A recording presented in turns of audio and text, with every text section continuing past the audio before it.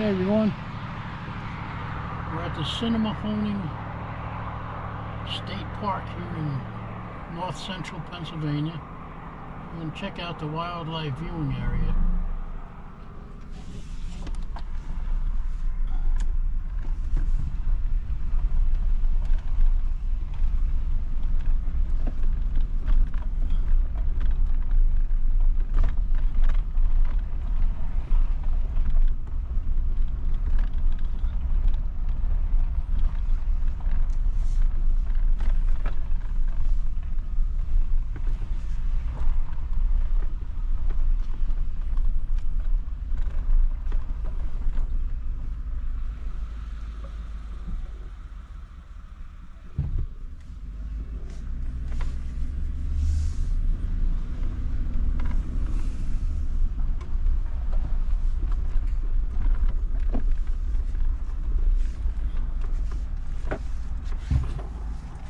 I don't know which way you're supposed to park here.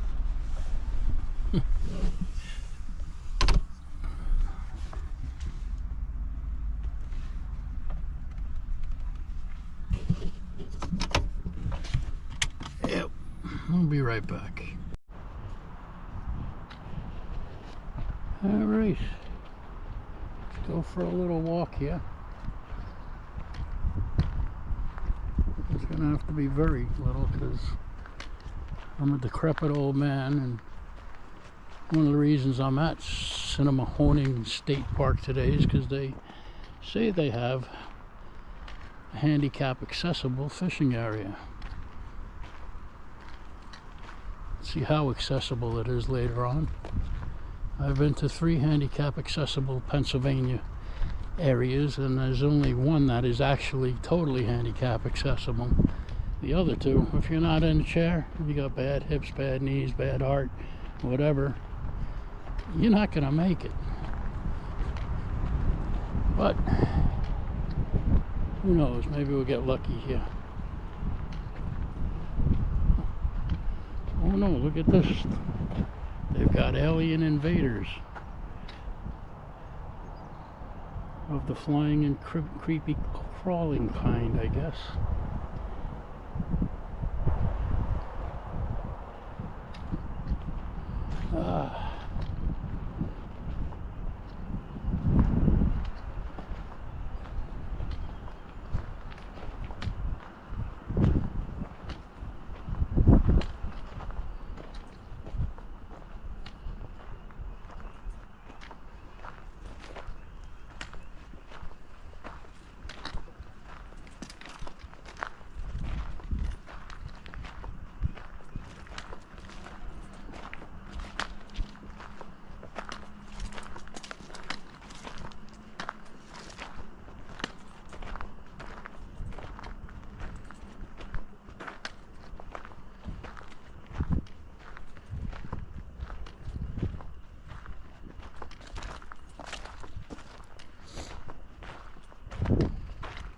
How'd this guy get in here?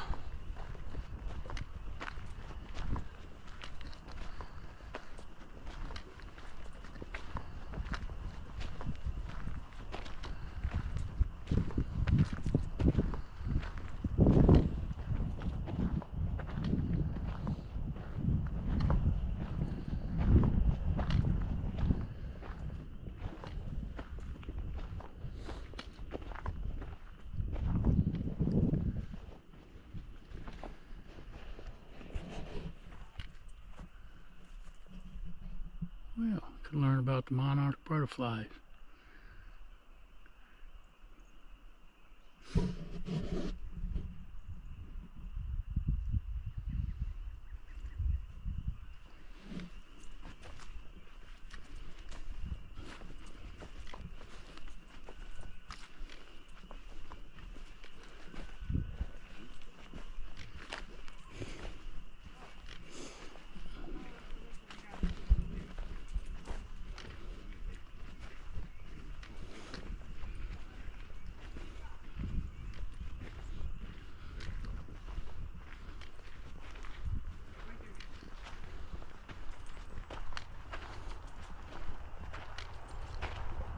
How you guys doing today?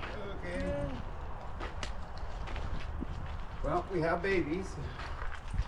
Congratulations. There's one sitting on a nest down there. She's grooming them right now or something because the way she's acting down there. If you want to look in the scope here, it's a little. There's been some people down there fishing. When you look at it, you'll see the main tree trunk. And right where the nest and the main, you'll see the white and you'll see her moving around a little bit. She's kind of ducked down because probably the air picked up on them. But she was just now before you got here, I was checking on her again, and she's like fussing with them, like working on them. I think that's gonna work. It does work because it takes a steady hand.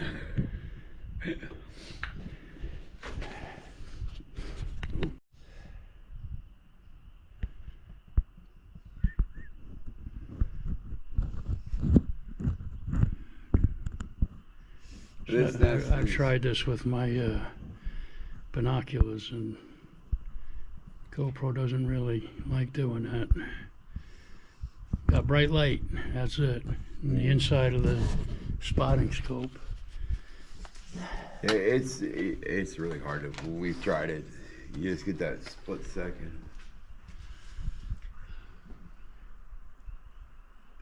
They usually feed about this time of the day. So hopefully the other one will be coming in with something for them to eat. The nest is huge now. So what's your organization here? We volunteer at the park. You volunteer, cool. Yep, we've been doing this for 13 years with this nest. The nest is 13 years old because it was new when we started. We started when it was just little and watched it grow bigger and bigger because they reuse the nest every year. Now it's all you can see is her head popping out. And that's, right now her head's right here, down there on the nest. And all you see is her white. But both of them will take care of the eggs and the babies. These talons real? These are all replicas. Yeah, these are replicas of some. I was gonna say, wouldn't that be illegal? We used to have like an eagle's, like a legit eagle feather, but we don't have it right now because it's on your stuff. The case is deteriorated, and they're rebuilding the case for it. But we actually have a permit from the Fish and Game, National Fish and Game, to possess that real eagle feather. Cool. Yeah, these are replicas because it's the only people who are allowed to have the eagle parts in the United States is American Indians, and you just can't say you are an American. You have to have proof that you are to try to get out of a potential situation. Bald eagles are no longer considered endangered in the United States in the lower 48. There's enough numbers they've been removed from the endangered species list. I don't know. However, they are still covered by the Bald Eagle Act, which means you can't disturb them and mess around. Legally, where it's mowed right here, that's as close to the nest as you can get, and it's clear down here. Well, I can't even make it that far. Yeah, it's the radius. Just to walk from over there is bad enough. I saw the Jeep here. I was like, how'd that guy get in here? We have the key to take the post out so we can haul everything up.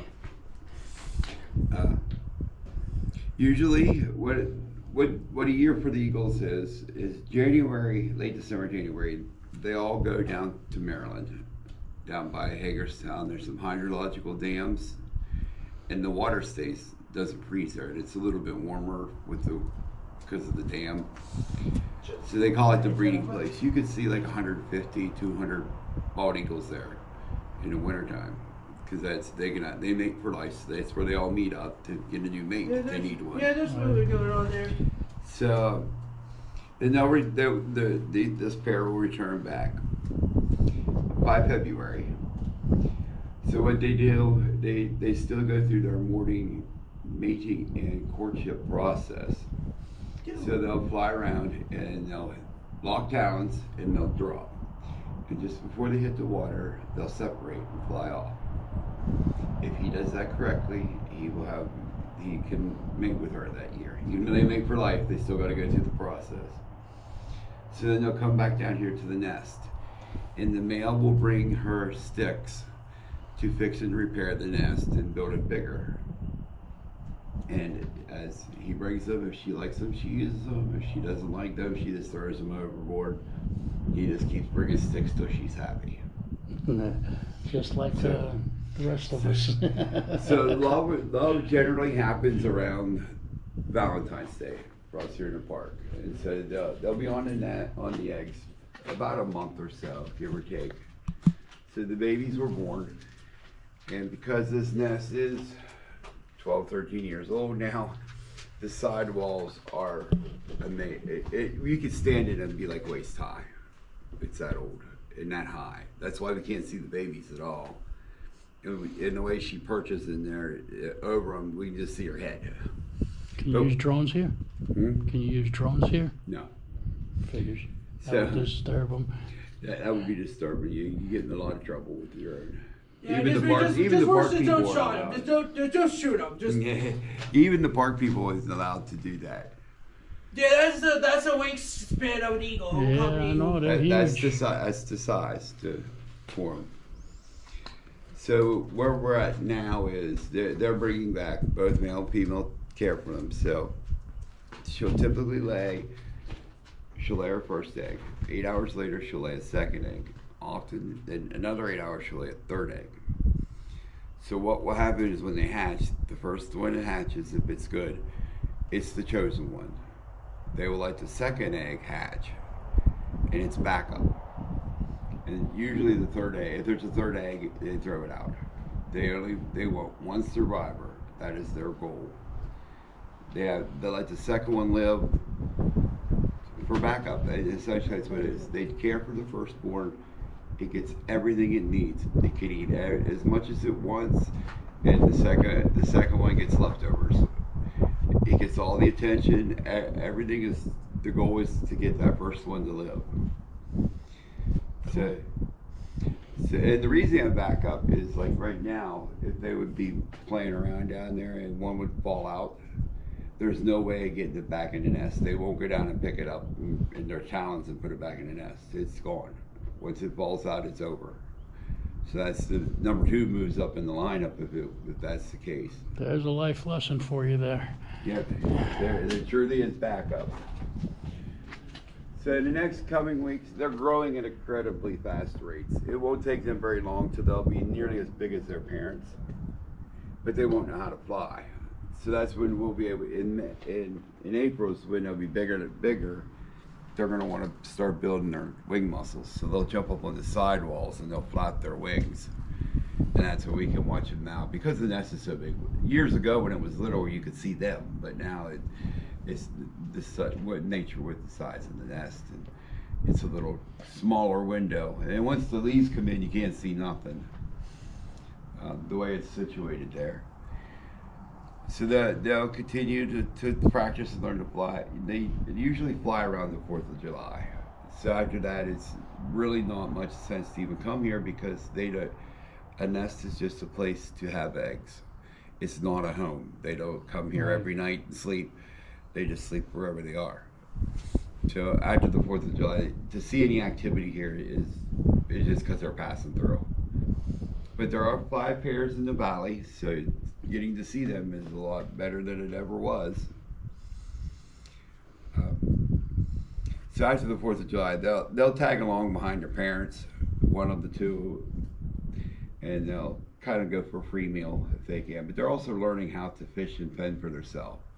And they'll stay with them till late in the fall when they go back. When they go down to Hagerstown in the deep winter, they won't come back. They won't follow their parents back. They instinctively know to separate. Go somewhere else.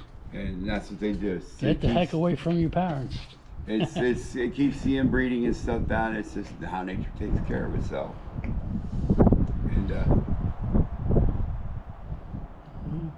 And like I said, the babies don't come back here. They'll find another location to go to and be happy and find a mate. Now they'll stay brown until they're 4 years old. So when you might catch the 2 young ones flying behind their parents, and they'll be all brown. At 4 years old, the white feathers will start to come in, and we call it the muddy year because it looks like they're just dirty. And in the 5th year, they'll be all white. The white were supposed to be white feathers. That's when they reach maturity. So they're just living the first 5 years. They're not having eggs or anything. So that's what helped whenever they died down was it takes so long for them to mature. And then with the egg situation, it just compounded everything, and they just started dying off from the pesticides. Actually, what it was the eggshells was so thin from the pesticides that the adults would crush them when they would try to sit on the nest. And so, like here, we know there's babies there because they're tending to the nest. If something happens in the nest, they know the eggs aren't viable.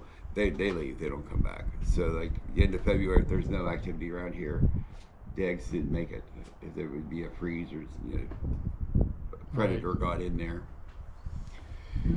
So they like to feed the babies fish. From all the years of doing this, they always bring fish for the babies. Probably because the bones are a little softer to work through the system. But they'll eat other stuff, but usually whole muscle meat. But fish, they can get some bone in there and not hurt. They can digest it very well. As far as adults, they're not real proud. They'll eat anything. They'll even roadkill. Yeah, even roadkill. In the wintertime, you can catch them up here in the highway. Dead deer. They'll eat. They'll take a meal where they can. They'll steal a meal where they can too. Ospreys will fly in and they'll go. Ospreys will dive for fish. The eagles just sit back and let them do the work. When they come up, that's when they'll swoop in and steal the fish from the osprey. But they don't like to get wet, so this is all gets wet when they go for fish. They get surface fish. Usually what they do is they'll attack ospreys if they had a fish. They'll usually attack an osprey. And they really like hanging out at the boat launches too, because all them little panfish are right. We call them hors d'oeuvres because those little tiny fish that hang out at boat launches, they're right there to service. They can see them, especially through the week when there's not as much activity here. They'll be down by at the boat launches. They know that that's where them little fish will be, and they can just get an easy meal. Right now, they're probably loving it because the fish commission put all the fish out there. They're just stocked. Yeah, they're ready to go. And they like this kind of situation. Opening's not far away. They love being in a valley with tall hillsides, so they'll perch more up on the mountains so they can see out over them better. And usually, they like to build the nest up high too. It's very unique that this nest is down here. It's like they built it for us to show people. But they like to stay up high and look down. And they like to perch when they're looking. They like to go for dead trees because there's no leaves to cloud it in their vision. They can see. Right. And Very interesting stuff. And when they do get wet, you think they're having a stroke or a seizure because they just go bonkers. When they dry themselves off and they just flop on, you think they're dying. And then they're all wet, so they look even worse. I've seen them along the highway trying to dry themselves off after a thunderstorm. They don't like to get wet. No, I appreciate the sharing of knowledge. But there is 5 pairs. There's this one. There's a pair on the mountainside. If you're standing on the dam breast looking at the water, if you look at where the building, the control building is for the dam, the little tower thing. If you follow it, go straight up it, and look across the edge of the mountain, sometimes you can see the nest up there. And there's one down at Lick Island, which is real close to the highway. It's so close to the highway that you can't see inside it because it's as big as it is. You can hear them in there, but you can't see them because it's that close. Gotcha. And then there's another pair on down, and then there's a pair up that way, up towards Warden. It's been spotted around. We see it. Our camp is above Warden, and we see them up there. Now, this morning it was out. We heard them with the call.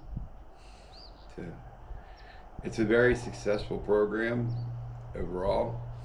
This was nest 496, 497 when we started 13 years ago. When they got to 500 nests, they stopped counting them. They stopped going out looking for them. So all these years. Well, at least they know that the population of the eagles are continue growing. That's the good thing about it, because it's like It's like at least it shows if it's over 500, that's a lot of that's a lot of eagles. At least we know that the population is still growing and still can until this day. And they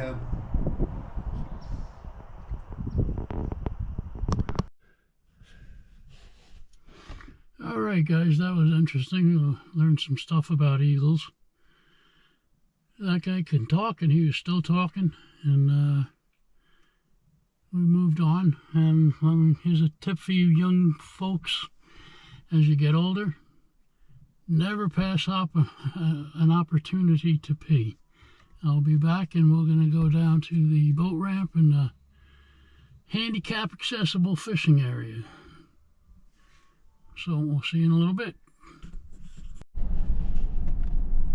So we're in the park. We're headed towards 40. Oh, we can't go in there. We gotta go this way. Interesting. We're going towards 40 Maples.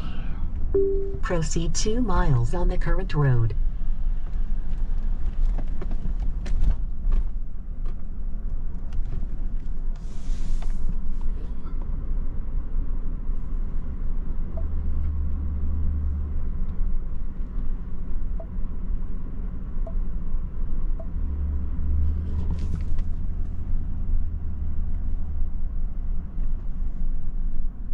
This is definitely a very nice area.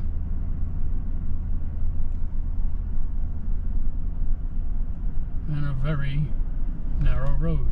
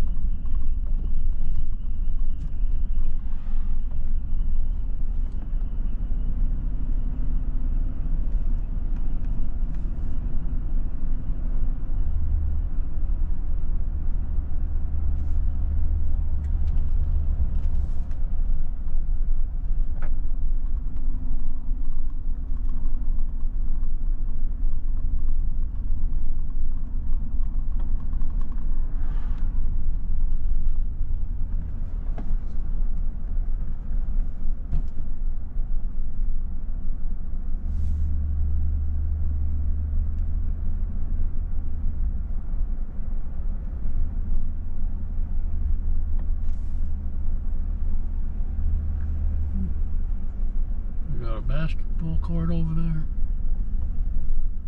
picnic tables, barbecues,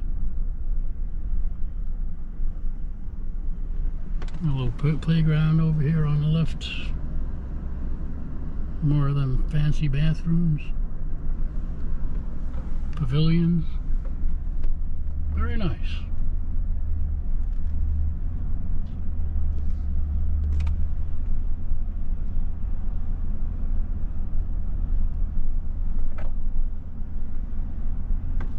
River runs through it. I don't know if you can see that one.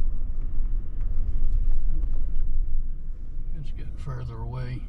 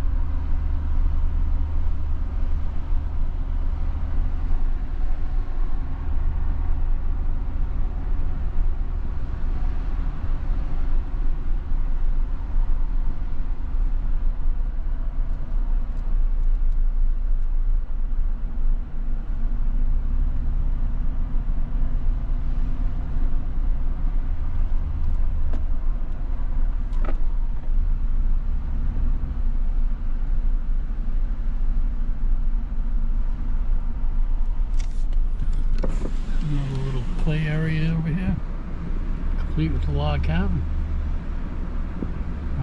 It's a campground.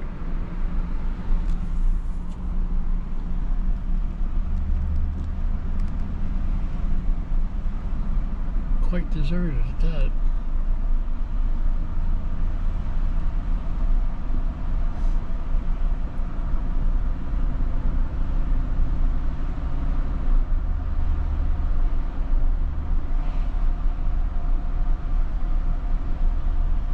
And look at that, more trees.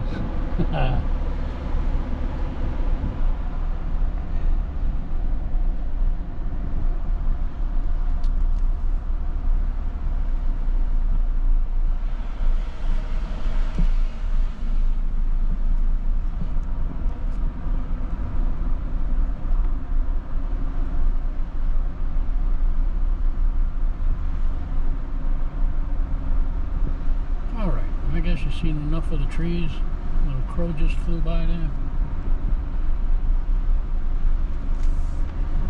And we'll be back.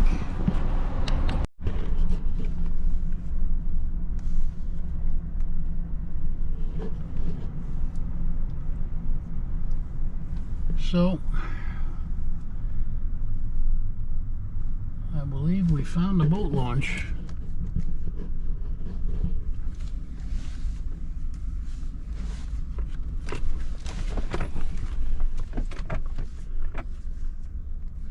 I have another Eagle Watch station here.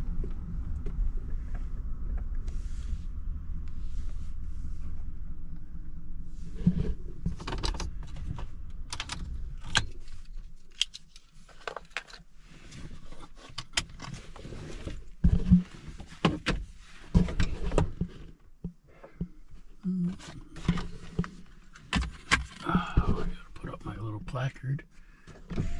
Don't want to piss anybody off. Grab a sip of my soda pop.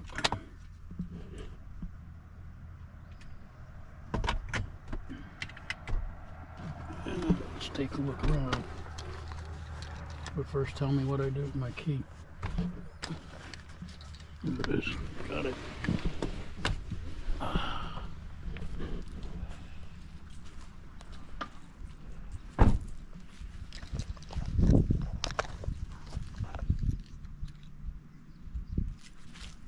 2 million acres of deep forests, rugged hills, and fast-flowing streams conserved for your benefit and enjoyment.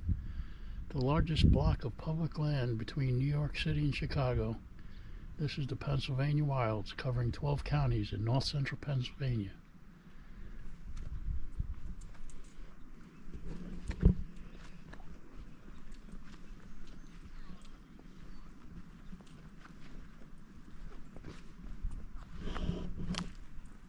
Is that an eagle? No.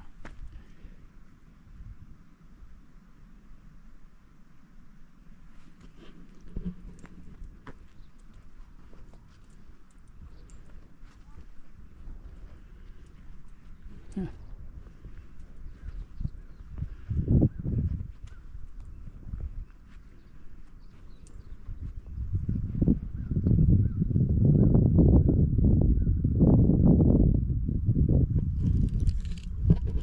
Some fellers in their boat down there.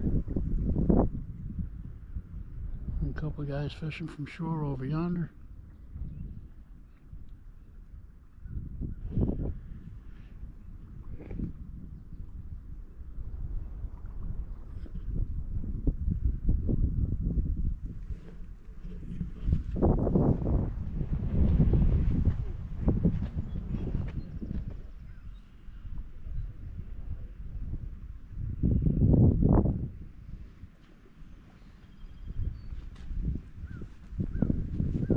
Some more fancy bathrooms.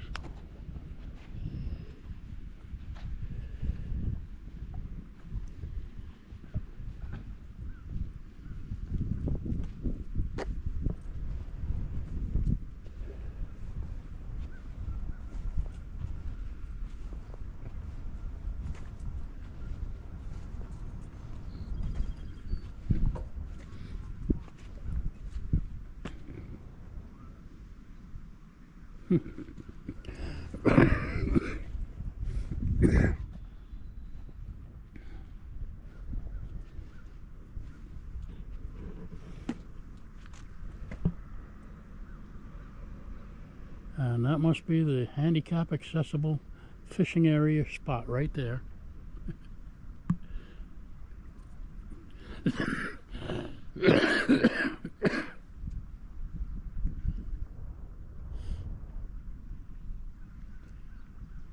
So that would be very doable.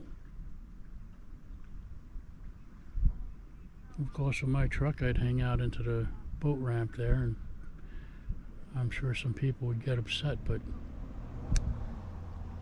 you know what? I will be back here one of these days to try that. I'd much rather get out on the point there.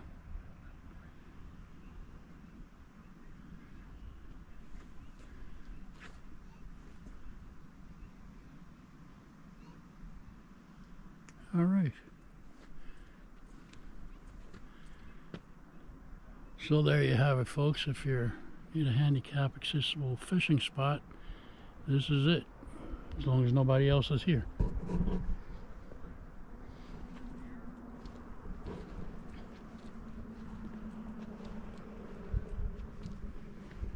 Sure would be nice if they had some benches down there. They've got them up here.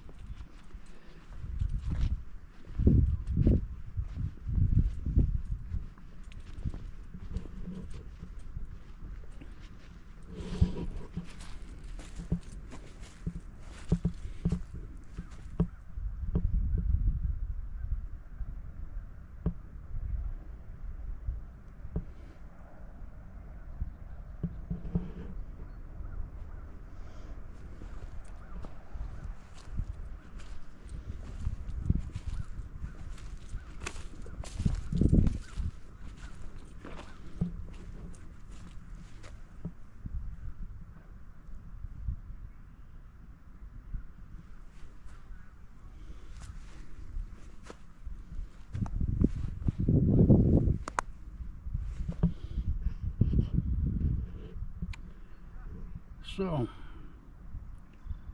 this area supports pumpkin seed, bluegill, bullhead catfish, largemouth bass, yellow perch, brook trout, brown trout, chain pickerel, smallmouth bass, rainbow trout, and black crappie.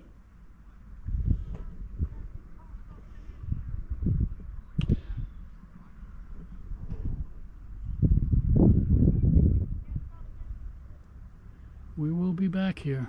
I'll have to do a fishing video for y'all.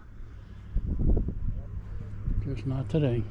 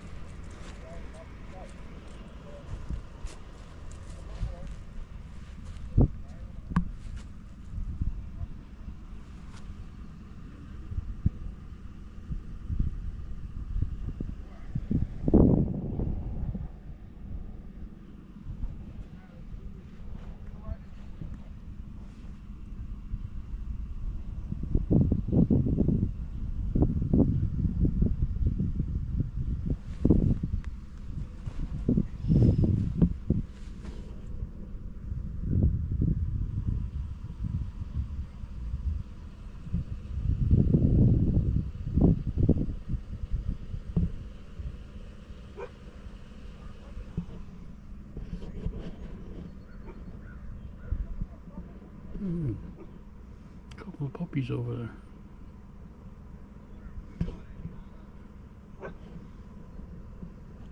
Alright, let's move on. If you can see the dam tower over yonder.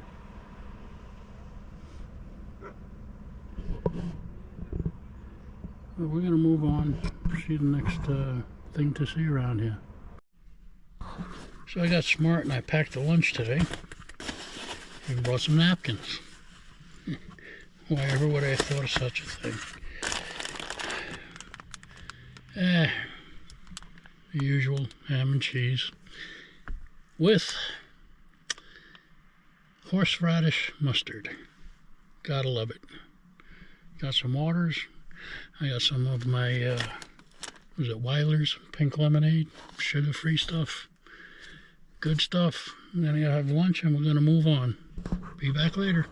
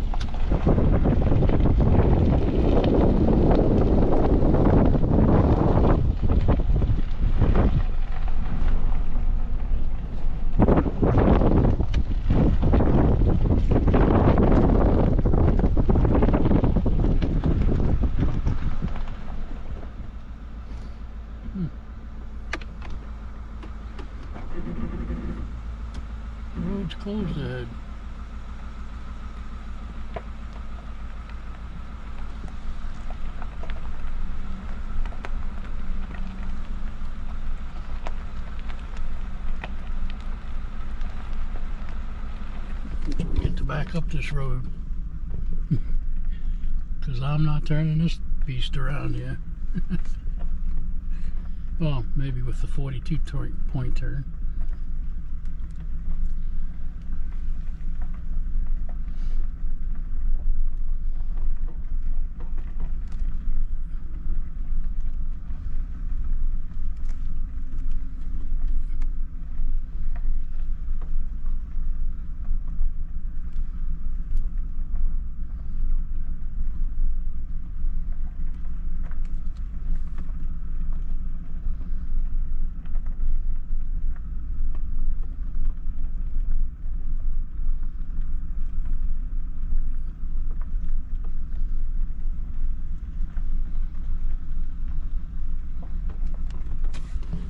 Yeah.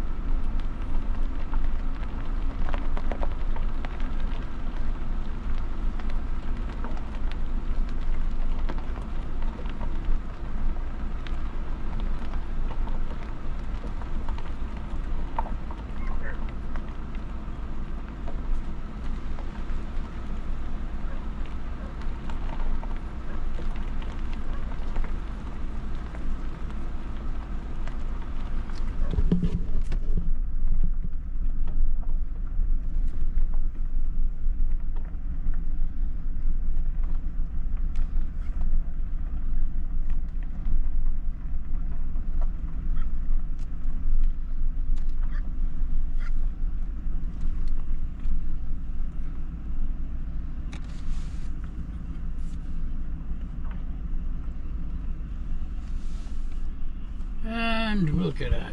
Backed up just like a professional driver. Alright, let's see what we can find next.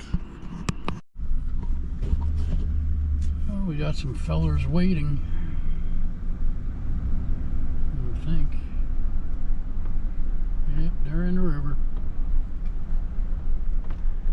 I remember those days. I used to enjoy doing that. I don't know if you can see them even. But they're looking for the fish. The bite is on. Trout opening day is not far away. I think that will be April 5th.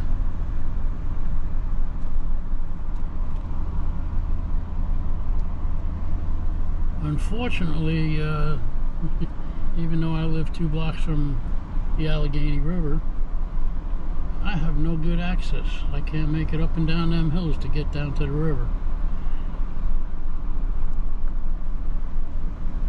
It's been, what, 3 years? Man, last time I did that, I was down for about a week. Not really down, just in pain. It wasn't worth it. That's why I'm searching out handicap accessible spots in Pennsylvania. This one's about 45 minutes from home. The other one that I found that's good is about 50 minutes away.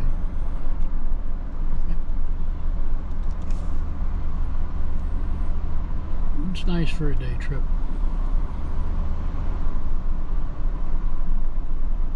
This is a very, very nice park.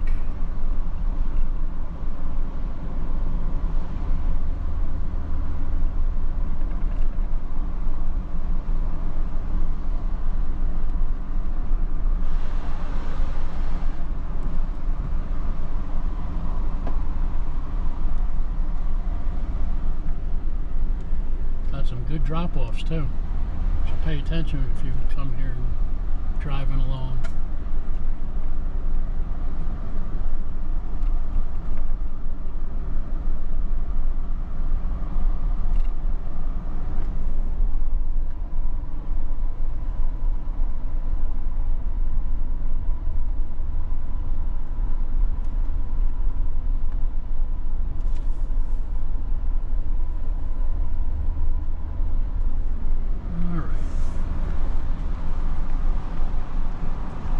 Put you guys down. I'll be back later. Alright. Go headed to the Wildlife Center. I think I've used up my steps for today, so I don't think we're going to be going in, but we'll show you the center.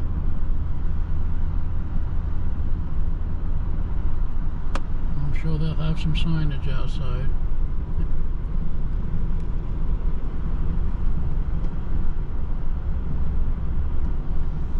But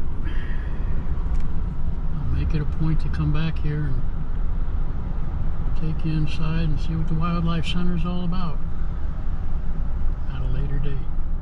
Oh, it's a pretty big building there.